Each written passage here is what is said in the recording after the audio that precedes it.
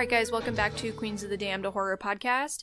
This is just a little bonus episode / mini scare that we decided to throw together for you guys since our schedule has been a little off lately. In this episode, we're pretty much just going to talk about some of our favorite horror that we experienced this year and what we're looking forward to either next year or at the end of this year. So let me start by saying the most terrifying thing that I've experienced so far this year, Miranda already knows what it is. Nikki, I don't believe that you've heard the gospel of the new trailer for the movie version of Cats. I've read some stuff about it, but not bothered looking at it. It is the scariest shit I have ever seen.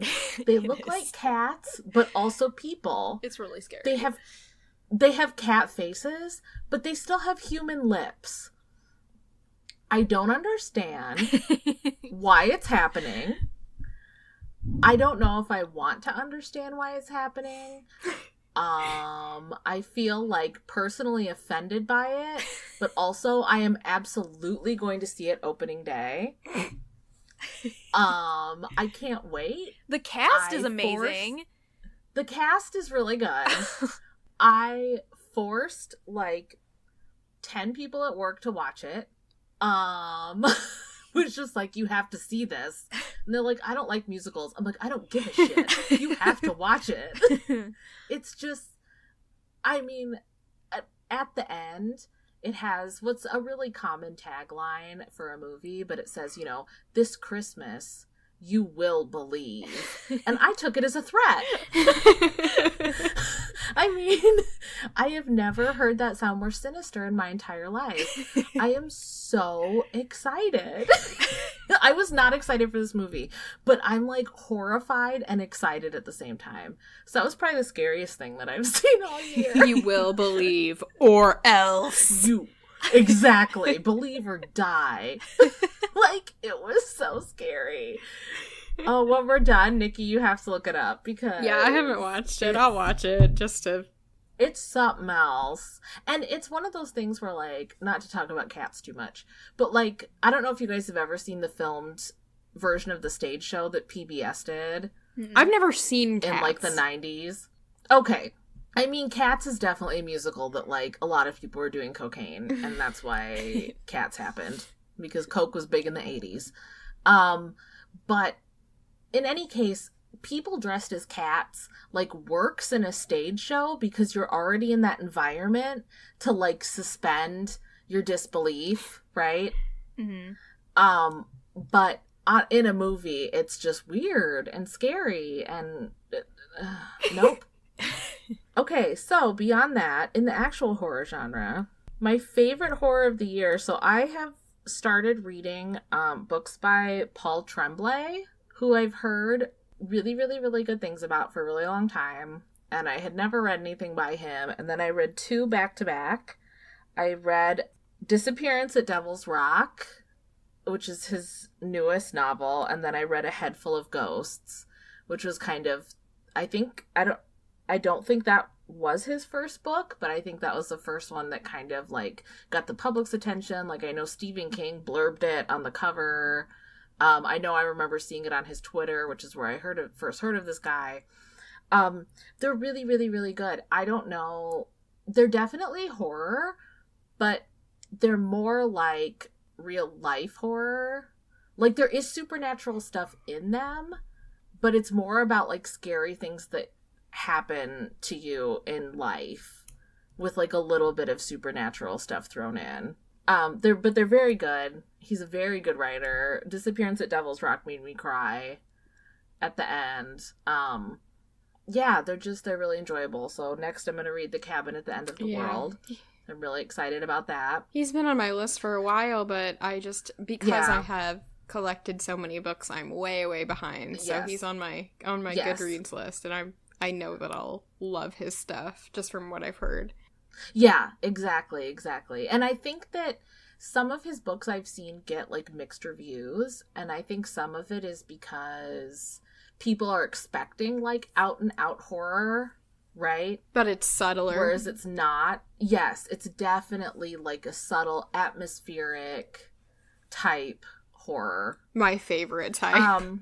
My favorite type too. That's my favorite type. And then I read another really good book called Meddling Kids, which is like a riff on, it's kind of like a horror riff on Scooby-Doo.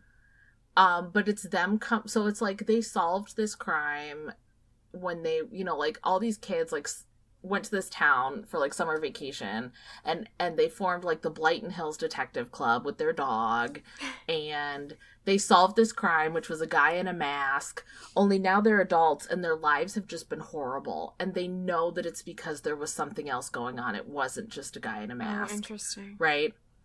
So they go back as adults to try and figure out what was really going on.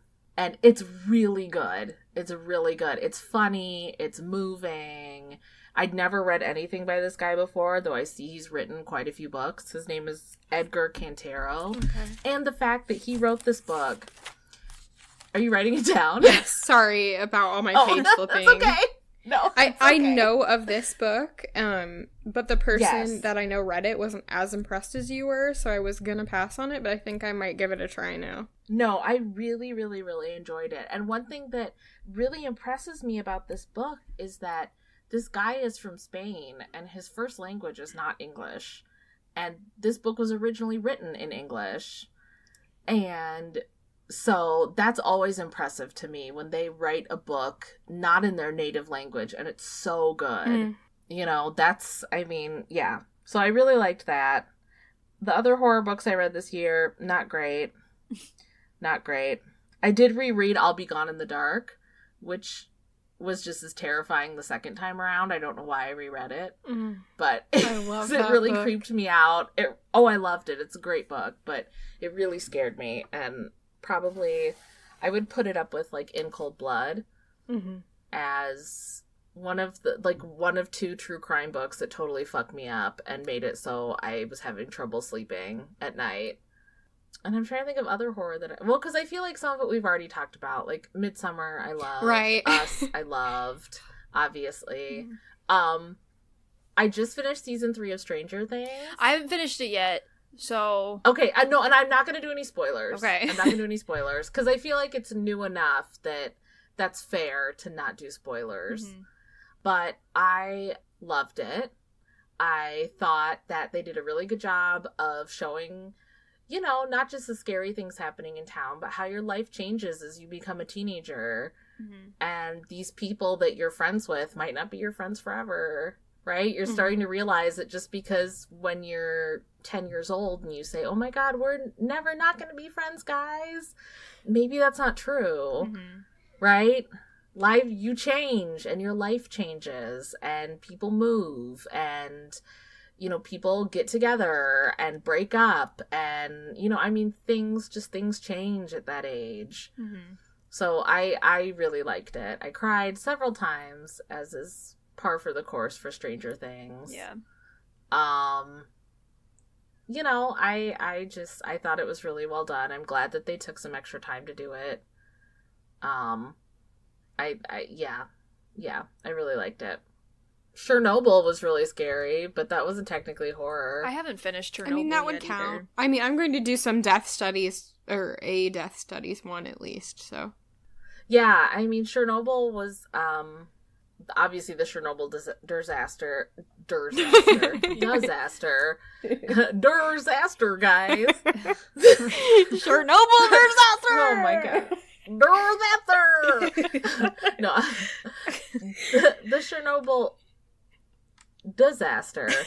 And it was intense. It was extremely depressing and extremely intense, but also scary, and that something like that could happen, you know, and like did happen and continues happening. I mean, look at what happened a few years ago in Japan with the tsunami that we just talked about. It was really good and very scary.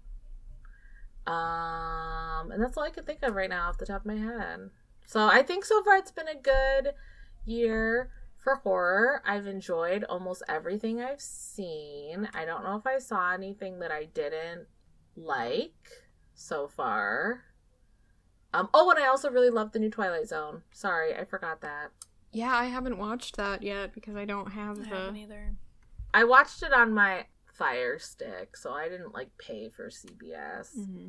Sorry, but yeah, I thought it was really well done. I love Jordan Peele. I feel like everything he does is amazing. Yep, love him.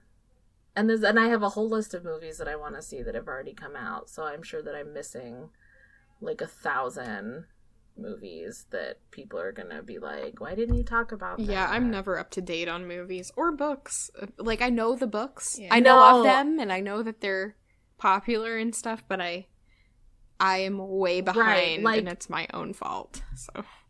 Yeah, I mean, all those horror books that I talked about are all a few years old. I think maybe Disappearance at Devil's Rock might have come out last year, so I'm not that far behind.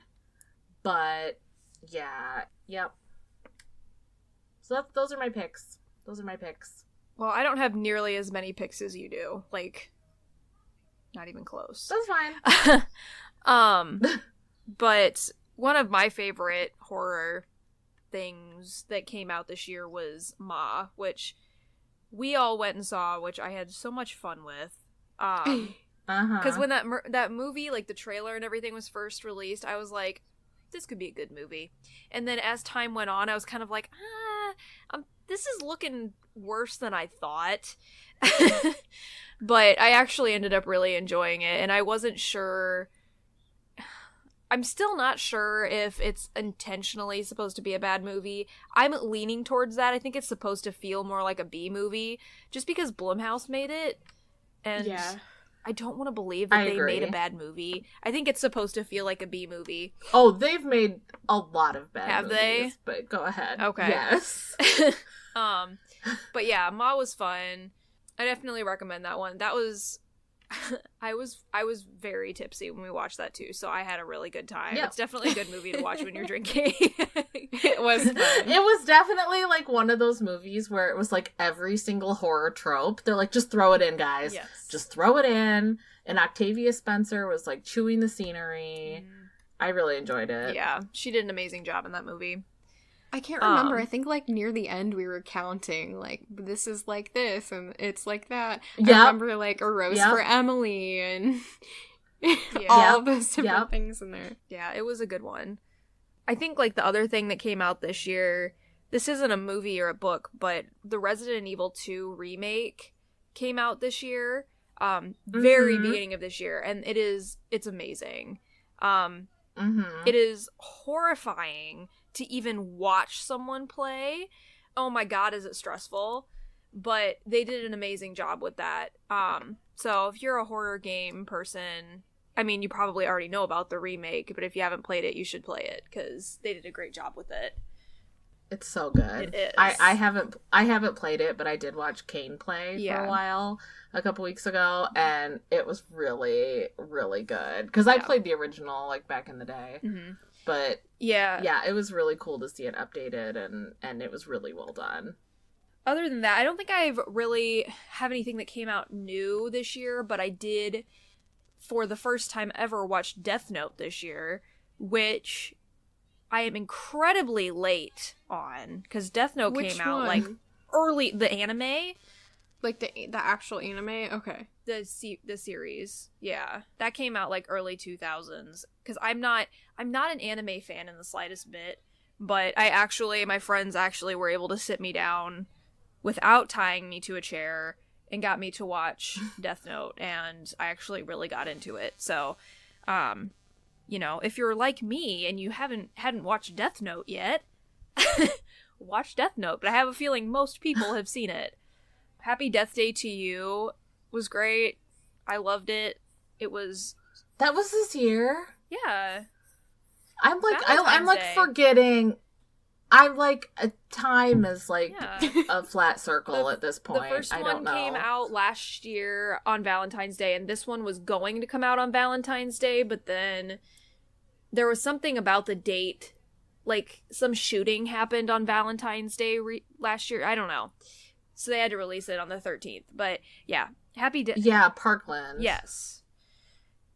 Yeah, Parkland, Florida. It was Valentine's Day. Yeah. So, yeah, Happy Death Day to You was really good. It was super campy. Like, they just really went all in with that movie. And I really, really loved it. You know, and like you said, of course, Us was amazing. I think it's been a really good year so far for horror. I've been very impressed. Yep. Yeah, it has. I agree. What about you, Nikki? I'm like scrolling through to see. So the last thing I read was this book called The Countess by Rebecca Johns, and it's a novel about Elizabeth Bathory. And it really isn't a horror book, although it's about the Blood Countess, but it really fictionalizes her whole life. It's pretty well researched, and it's in first person, so it really gets into her head about, like, why she did what she did. And it doesn't exaggerate, you know, this story has made it into legend now, but it's like very down to earth. And I very much surprisingly enjoyed that. I thought, oh god, do I need another one of these? But it was good. And then none of these are new. Like, obviously I said I was behind on everything, and I'm behind, like, if you're behind a couple of years, I'm behind, like, to the early 90s on stuff I want to read. So, this... Oh, I am too. I don't know. I'm just like, yeah, any of that new stuff. I'm like, I feel like I have so much to catch up on, and then I don't let myself read the new stuff. And obviously I'm never going to read that if I don't, you know, allow myself to. So probably my favorite thing I've read this year is a death studies book called Body of Work by Christine Montross. And it's about her time. It's a personal memoir of her time as a medical student dissecting a human corpse and the lesson she learned from the corpse and just the reflection she has on both the history of human body dissection and her reflections on mortality because of the body. It's at times, like if you're squeamish, it's at times very graphic and gross, and it will make you queasy, but at the same time it's very like almost calming and refreshing. Like for her, like working out this big thing that we all have to work out eventually. And it's very well written. She's a poet as well, so she knows how to write. She knows how to turn a phrase. That I really, really enjoyed. Oh, I read The Exorcist this year. Oh wow. So good. That good. surprised me because it seemed like I wasn't expecting the prose to be so purple in The Exorcist. It was very like intense. Did you guys remember that? How like Anne Rice almost like the prose was? Yeah. Yeah, it's definitely intense. It is. I enjoyed it a lot because I thought although the Blatty was a religious person, he left it open as to what a demon is and didn't really go into the god stuff as much as I thought he would push for. At least that's how I took the ending of it. I think some people might disagree, but... Oh, I definitely agree, and that's why I actually find the book scarier than the movie. Because for me, it's more open-ended on if she's even possessed in the book. Right. Because every time her mom takes her to a doctor, there's an explanation, right? And then they find that book about demons in her room, and her parents are going through this divorce, and her dad has basically ditched her. And so maybe she's even doing it. I mean, obviously she's doing it unconsciously, I think. Yeah, me too. And then, you know, how much does she catch the priests up in it that they believe? Right. And then so yeah, no, I definitely agree with you. They throw something in there that makes you go, but wait, like if it was just in like her trying to get attention, then how could she do, you know, this? Like how right. So I thought it was very well grounded and believable. So that was a good thing I finally got to experience. I'm glad. I had seen the movie long ago, but hadn't read the book. And I guess the last book that I read was Mountain of the Dead by Keith McCloskey. It's about the Dyatlov Pass incident, which is my favorite unsolved case. Yes. And he that's the one in Russia, right? Yes, it's about those 9 hikers that were found with, I guess their cause of death was written as an unknown compelling force, and they had, like, injuries on the inside, but not on the outside. They were half clothed, missing tongues and eyes, clothes with radiation on them. And this guy what was this book called? It's called Mountain of the Dead. Okay. Sorry, I'm done interrupting you. By Keith McCloskey. Oh, no, you're fine. It's the lag, and I'm also talking a lot. So, anyway, he goes through every single possible theory. Was it a military accident? Was it aliens? Was it this? Was it that? And he doesn't say it's one thing or another. I think people who have read this book, the consensus has been that he shouldn't have talked about the aliens as seriously as he talked about, you know, the more plausible circumstances that it could have happened in. But I thought it was really interesting. I mean, you're talking about a case where it's not possible to know any of the facts. Like, you don't know if because of this Soviet government, the death reports were just faked. You know, you don't even know if any of that stuff is true. So you keep just going through this cycle of logic in your head and going, but we don't know anyway, because we don't know if it was actually this way or that way. And it drives you insane. And I thought it was a really good read. It was very satisfying for me. So that's what I experienced this year. As far as books go, I'm going to leave movies out of it because I've already talked enough, so... I did forget one thing that I know I talked to you guys about, but it wasn't in the podcast. Was this movie? It's streaming on Netflix. It's called A Dark Song. And it came out like a couple of years ago. It's very good. And it's very fucked up and creepy, and I just highly recommend it. It's really really good. I don't really want to say anything about it because it's like better if you just don't really know. But it's this young woman and this occultist that are performing this ritual, basically. That's kind of the basic premise. Yeah, I need to watch I think that. that's in my list, actually. Yeah, it's really good. Yeah. It's really good. Cool. So highly recommended for that one. Is it historical? I'm just curious. Or is it modern day? No. Like, okay. No. It's modern. It's modern. I guess there's one more thing I should mention, which is that Pet Sematary came out this year. And I probably mentioned that I was really, really looking forward to it because Pet Sematary is my favorite Stephen King story. Like, it wasn't terrible, but it wasn't great. So... I mean, I don't know if it's really possible to adapt that story in a way that is as impactful on the screen. Like, I'm sure maybe Ari Aster could do it, but... oh my god. Right, or Jordan Peele. Yeah. I'm not really going to get into it. I was very brave and watched it, actually, which I was kind of surprised with myself. Because it was very hard for me to watch. But... I feel like they wanted to have these deep conversations, right, with the movie, and they just didn't succeed. Yeah, that's how I felt as well. I felt like they wanted to have a lot of discussions about, like, what's life, what's death, what do we tell our children, you know, all that kind of stuff. And then it was just like, but she's gotta go on a murderous rampage, and it just was not. It was not.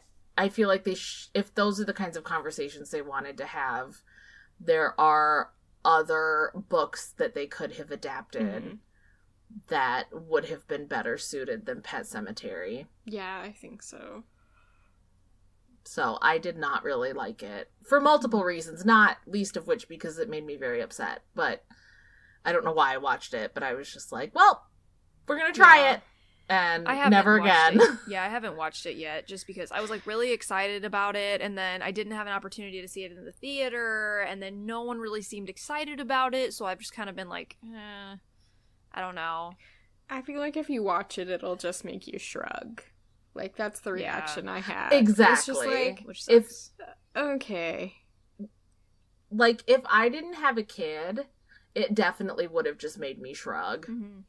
It would have just been like, that was really not as deep as they wanted it to be, and it was very just like a rote horror movie where they like tried for some like deepness and intellectual conversation and just like fell flat on their face because they weren't equipped to deal with it. And it doesn't work for the story because the kid has to go on the murderous rampage at the end. That's how it ends. Right. Yeah. It's about the like the horror of what awaits after death, kind of. It's not about Exactly.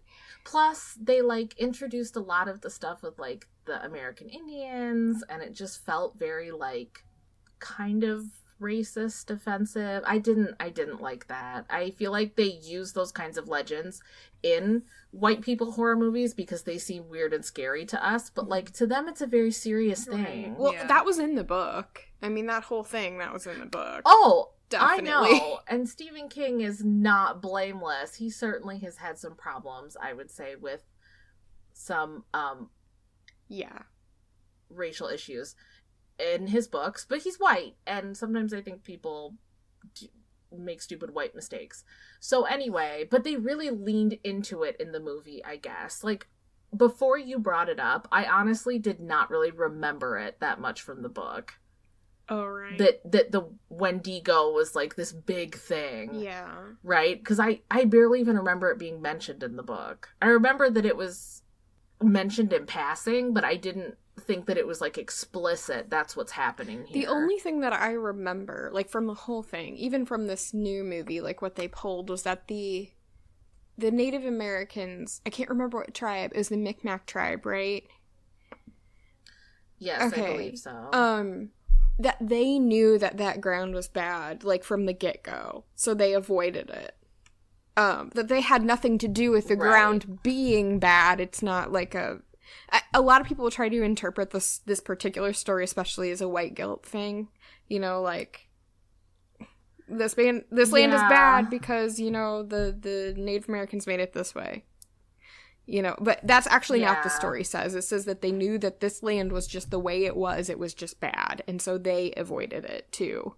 I think it gets construed like a weird... Yeah, anyway, we could have a whole episode about that. But yeah, I wasn't impressed. We really, really, really probably should have a whole episode about, like, the bastardization of legends of different cultures that they just, like, redo so that it that means we'll have to watch La Llorona. Oh my god. I haven't seen it yet. That's something I can do without. That was another thing that happened this year that I haven't seen. Unfortunately, I really want to see it. But I did remember one thing from this year as well, as you guys were talking. It's a podcast that Jaren actually recommended to me called Unobscured. I haven't finished it quite yet, but it's like this really, really deep dive into the Salem witch trials. Ooh. Oh, that sounds good. Yeah, it's so good. It's by the guy who does Lore. No, you ruined it for me. I have nothing against him. Sorry, it's just his voice. There's a thing. Yeah. There's a thing he does where he pauses in the middle of sentences, and it drives me crazy. I don't know. No, I get that. I'm not a fan of Lore, but I've really enjoyed this podcast so far because I don't know. I took that witchcraft class, and now like I can't get enough of learning about witchcraft trials and everything. And like that class that I did, it seemed like it was a really, really, really deep dive into it, but I'm learning stuff from this podcast that I didn't even learn in that class. And I read like actual like court records and documents and stuff like that from the trials. So it's really good, and it takes in like every single thing that was happening around Salem Village at the time, and what all contributed to everything that happened. So if you want to know more about the Salem witch trials, I would say Unobscured is a really good place to start learning. Cool. I'll check it out. I have to, because it sounds too interesting. I'll just have to get over his inflection. Literally, I've never stopped listening to anything before because of someone's voice. But that one, I don't know why his voice drives me so crazy. Have you read The Witches? The nonfiction book? No, I haven't. I was just at Barnes & Noble the other day, and I saw it sitting on the shelf, and I almost bought it. But I don't trust myself. I've bought a few books this year telling myself I was going to read them, And all I've read is one short story in that Joe Hill book. So it's like, you're not buying any more damn books if you're not going to read them. I am still burnt out. But one of these days. Barnes & Noble has a lot of books that I was kind of interested in on witchcraft and stuff, so. Yeah. I'm trying to Google if the Wendigo is even associated with the Micmac tribe. I don't know. Because, like, I am not sure that it is. And also, I will just say that they, like, completely, kind of bastardize what the Wendigo is. Like, they just totally it's not at all what the Wendigo is. It's not. No. Yeah, and actually, now that I find that I'm looking it up, I don't think the Micmac even. I think they had a similar creature, but not a Wendigo. No, I think that was that was appropriated by white movie. Culture. Like, when white settlers moved in. It absolutely was. Yeah. Absolutely. Like, it just is something that's really bothers me. Very bothersome. It's very bothersome to me. And it also seems so pointless because, let me tell you, the original movie, which, yeah, it was kind of fucking cheesy, but the woman who directed that movie cut the Wendigo altogether. So if the movie that came out 30-some years ago is more racially sensitive than your movie that's coming out in 2019, that's pretty fucked up. Yeah. Yeah, definitely. I mean, Stephen King wrote that in the 80s, so I mean, he's definitely got some problems going on, and that's definitely, I think, at the time when he was, like, at the height of his cocaine usage, so we Probably. will. I thought that was the Tommyknockers. Oh my god. Oh my god, that book. was that was probably the cold pill. Oh, and Dreamcatcher. No, I feel like Dreamcatcher is like peak Stephen King on drugs. What year did Dreamcatcher come out? I don't remember. Let me look it up. Oh, it was published in 2001. Yeah, I thought it was early 2000s. Yeah, no. He was way off drugs by then. Well, he was not on drugs anymore. Wasn't he abusing pills after he was in his car accident, though? No, that was before that. Oh. I don't think we can really fully blame the drugs. I think it's he had some outdated opinions about... Oh, yeah. For sure. And like I said, I mean, he fell into the white people trap of, wouldn't this be neat? Without thinking that, like, this is a real legend that belongs to a real group of people who are still alive. Right, and it's not yours. It's not like Greek myths where, like, the Greek people don't believe in that anymore. Mm-hmm. Like, this is, like, they still, this is a big part of their belief system and their folklore and their legends, and you can't just take it and, like, make it something else. Right. Until you brought it up, anyway, I didn't even remember that was part of it, because it was such a background hidden part of the book that they don't even, like, explicitly say that it is that's doing that. You know, they just mention it. Oh, that's what I mean. In the book, it's, like, barely mentioned. Yeah. But I felt like in the movie, it was pretty explicit. Oh, so they really... Yeah, I'm gonna have to see it again and kind of look out for it, because I don't remember. But yeah. I didn't like it. Anyway, I didn't like that movie. So we're trying to be positive here. I don't know if I've seen any horror that I really didn't like this year. I tried to read Cujo, like, a couple weeks ago, and it's not it's Stephen King's fault, but I didn't realize that the dog wasn't rabid to begin with in the book. And when it got bitten by that rabid bat, I was like, but it's already they, like, established the dog as a nice character before they turn it into a madman. Yeah. Yeah. So I was like, I love can't that do book. this. Anything with animals. I love that it was book just too, breaking my heart just reading the first 20 pages of it. I'm sad. The ending is brutal. I couldn't do it. Like, anything you want with people, but leave animals out of it. I understand. Yep, I feel the same way. Yeah. I feel the same way. But yeah, I don't know if I read or have seen anything so far that I've been disappointed in. So, fingers crossed. Maybe I won't have anything to add to the worst of horror episode at the beginning of next year. I can say I tried the very beginning of this year. I did try reading Elevation, which was a short story that Stephen King released. Oh yeah. And I couldn't even read it. I got like I loved it. It also could have been that like this year I just haven't been able to read since I graduated, but I know when I started reading it, I wasn't into it at all. And eventually I'm going to go back to it and try to read it again, but I don't know, there's something about it where I was like, I just don't really care. It definitely wasn't within the genre. It was really like something different for him. Yeah. Oh yeah, because every once in a while he'll write stuff that's not like strict horror. Mm-hmm. Yeah. Yeah. I think I was also coming out of a semester I really liked it. where I did I have romanticism that semester?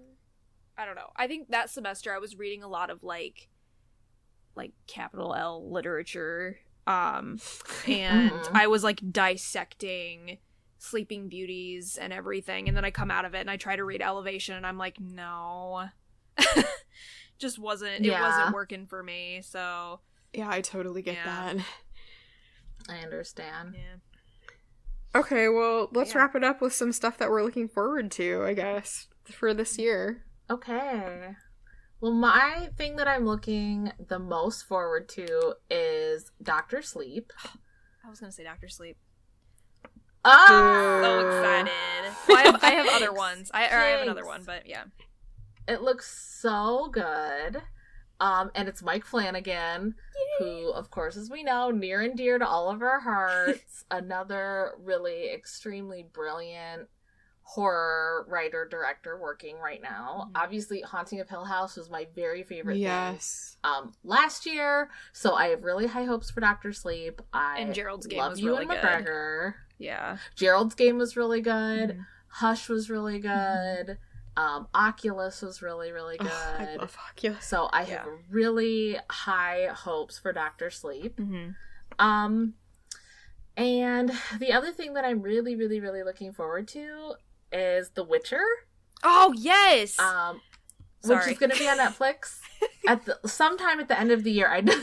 That's okay. I don't think that they've released the date yet. But they just released the teaser trailer out of Comic-Con, and it looks really, really, really good, and Henry Cavill looks really, really, really good in that wig, and his butt is, like, made of steel, and I'm so here for it. I really would like to read the books, but there's, like, a big waiting list at the library right now, probably because everyone's waiting for this show to come out, but I have played the video games. Yeah. The Witcher 3 is one of my favorite games. The Witcher 3 is like one of the greatest video games of all time. Yes. Definitely agree with you. My final thing that I'm looking forward to... Oh, and I'm also I'm sorry, I actually have two more. Haha, I lied. So, the third thing I'm looking forward to is The Institute, Stephen King's new book. Mm-hmm. It sounds very Stranger Things-esque. Sort of the Hawkins Lab portion of Stranger Things. So I'm really, really looking forward to that. I'm already on the hold list for it at the library, so hopefully I'll get it like the day it comes out. And then the final thing I'm looking forward to is not technically horror. Like, it'll probably have some creepy, scary stuff in it, just based on the original. But it's the new series it's going to be on Netflix. It's called The Dark Crystal: Age of Resistance. It's a prequel to the movie The Dark Crystal. If anyone out there has not seen The Dark Crystal, you have to see it. It's amazing. The Skeksis were so creepy when I was a kid. And so I'm hoping this will be the same. I think they're using all puppets and practical effects as much as possible, like they did in the original.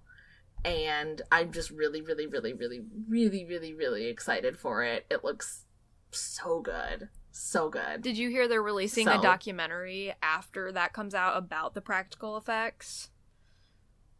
No, but that's exciting. Yeah. That makes me really, really excited. I don't even know anything about The Dark Crystal, but everybody that I follow on Twitter has been talking about it constantly, and I've seen the Dark Crystal. Yeah, I've seen pictures of like the practical effects and everything, and I'm just purely excited for all of the practical effects because I get so sick of CGI. You've never seen the Dark Crystal? No, I don't even know what it is, to be honest. I don't know what it is. It's so good, you guys. Oh my god, it's a classic. So the Dark Crystal, so Jim Henson did it. And he kind of was wanting to do things that were like a little bit more adult. Okay. Like beyond, you know, like Sesame Street and the Muppets. You know, he was so the basic plot is that there was this shard, or I'm sorry, there was this crystal that was shattered into like a million pieces. And these evil beings called the Skeksis have managed to restore the entire crystal except for one last piece. And when they find that piece and restore the crystal, they'll basically be able to, like, destroy the world except for themselves, kind of, or, like, take over the whole world. And so it's about this, like, elf-like character who has the shard and goes on this journey to restore the crystal and bring about like the light of that used to rule the land instead of the darkness. That's like not a very good plot summary, but that's the basic thing. It's so good.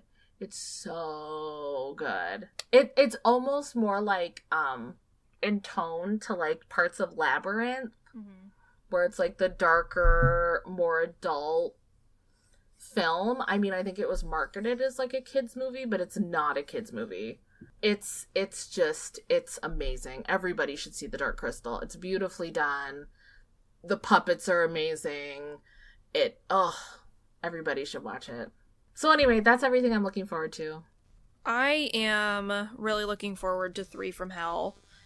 I really love Rob Zombie. I think he gets a hard rap from a lot of people, but I really love his movies, and I'm super excited for 3 from Hell. It looks like it's going to be really good. I think he's pouring, like, all of his being into this movie. He seems like he's putting a lot of work into it, which I'm just really excited for it. I'm going to have to rewatch Devil's Rejects before 3 from Hell comes out, just so I'm kind of refreshed on it, but I'm really looking forward to that one. I'm not sure when that one actually comes out. It should come out this year. Apparently there's another Nightmare on Elm Street coming out, which I didn't know. I think it's still in development. Yeah, I'm not looking forward to that at all. But A Quiet Place 2 is coming out next year, which I'm super excited about. I'm really excited to see what John Krasinski does with that. I think it's going to be really good. Candyman comes out next year. You didn't say the one I thought you were going to say. What? Well, because I thought we were supposed to be doing what comes out this year. Okay. No, but you didn't say the one I thought you were going to say. I'm, like, blanking right now. What did you think I was going to say? I thought...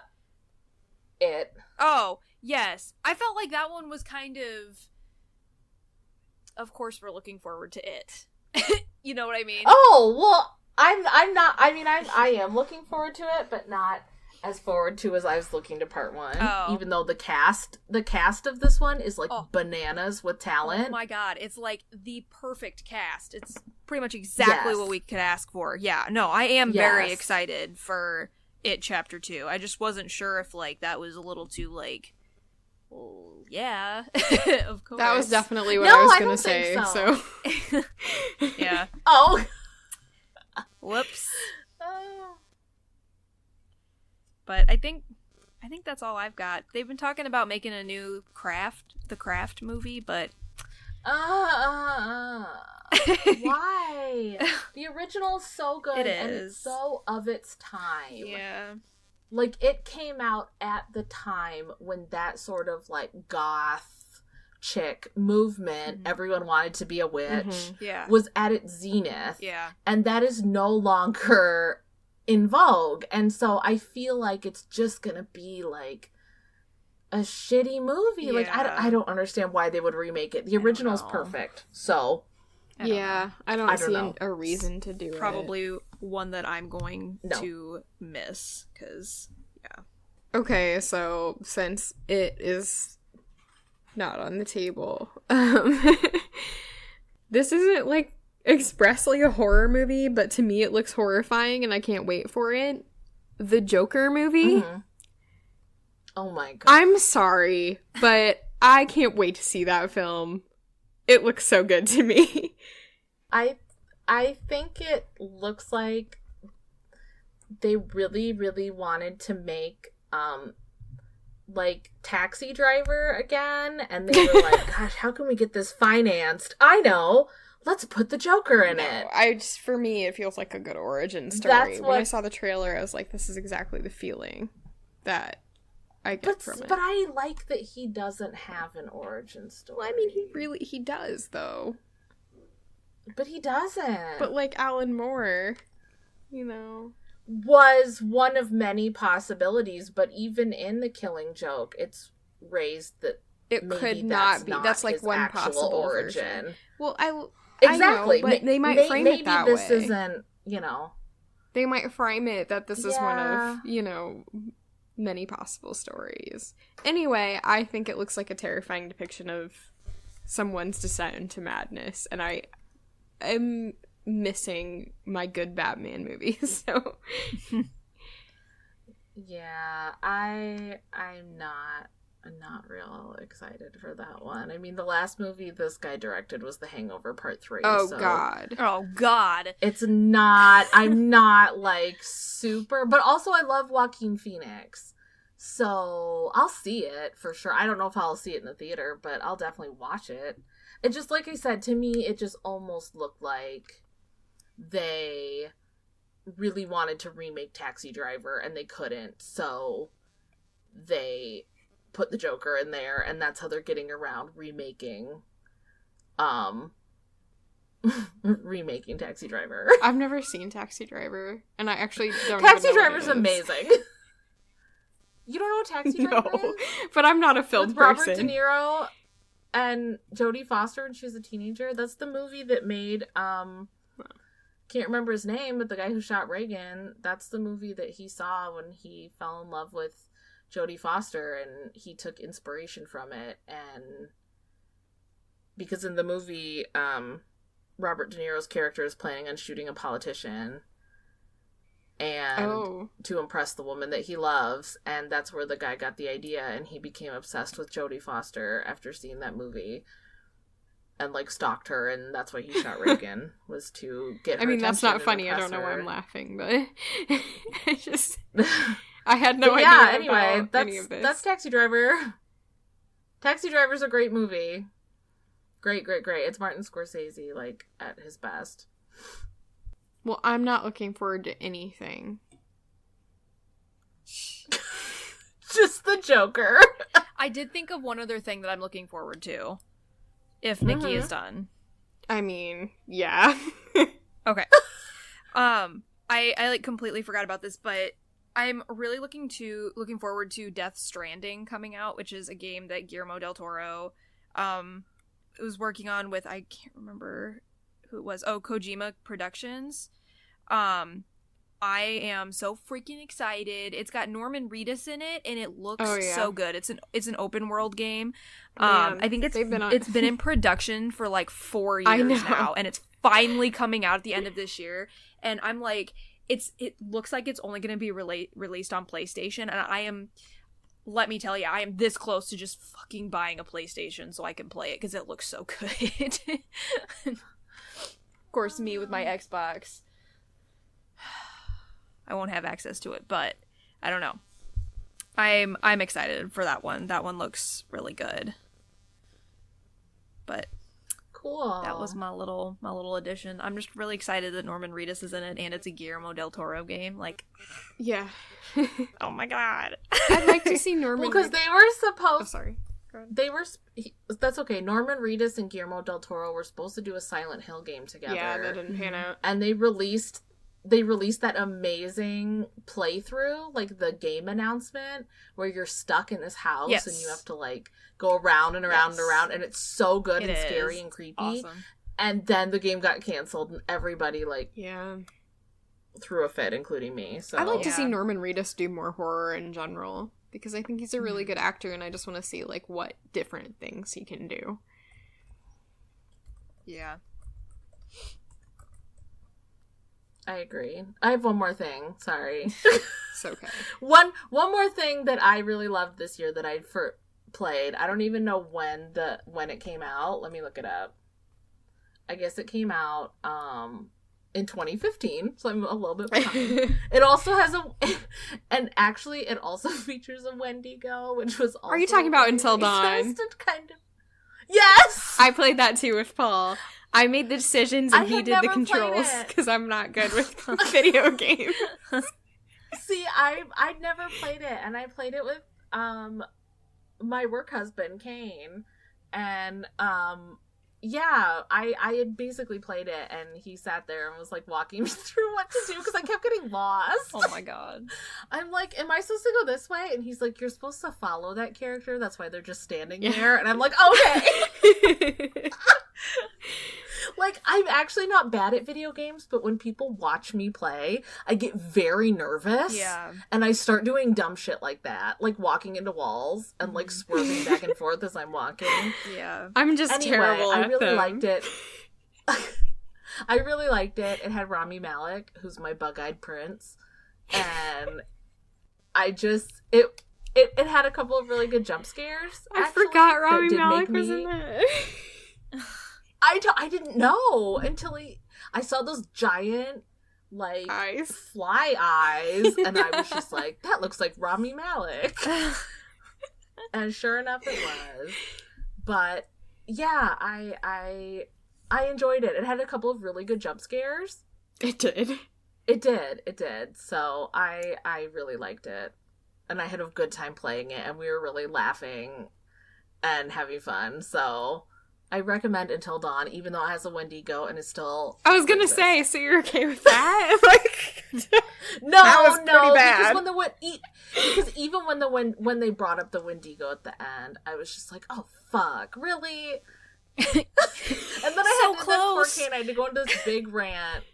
I'd had like 3 frosés at this point, so I had to go in this big rant, this like half drunken rant about the Wendigo and cultural appropriation, and he was just like,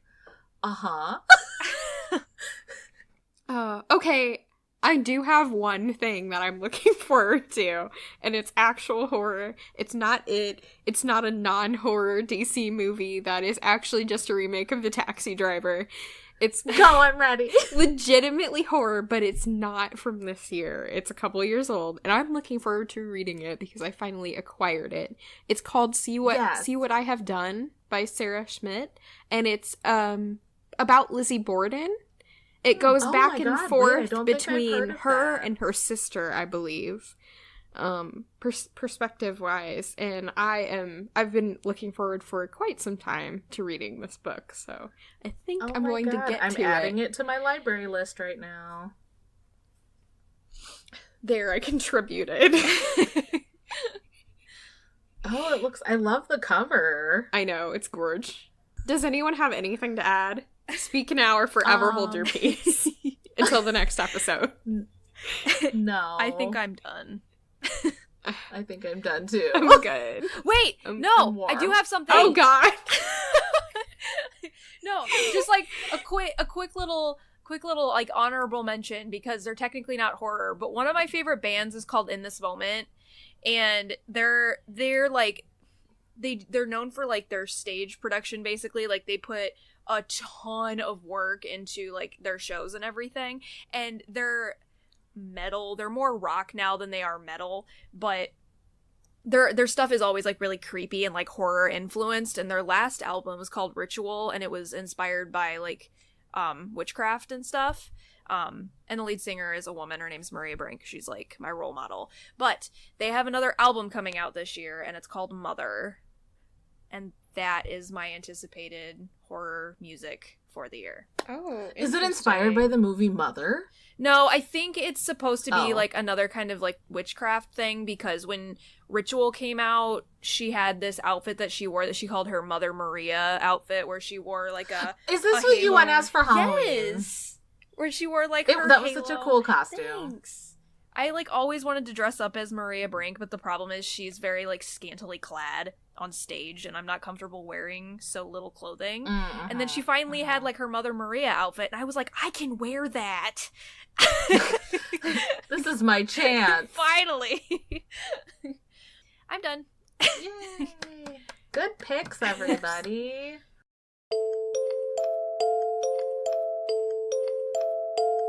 Thank you so much for listening. Don't forget you can follow us on Twitter at QOTD Podcast, on Facebook at facebook.com/QOTD Podcast, Tumblr at queensofthedamnpodcast.tumblr.com, and YouTube at Queens of the Damn Podcast. Don't forget to rate, review, and subscribe on iTunes, Podbean, Stitcher, YouTube, Google Play, and TuneIn Radio.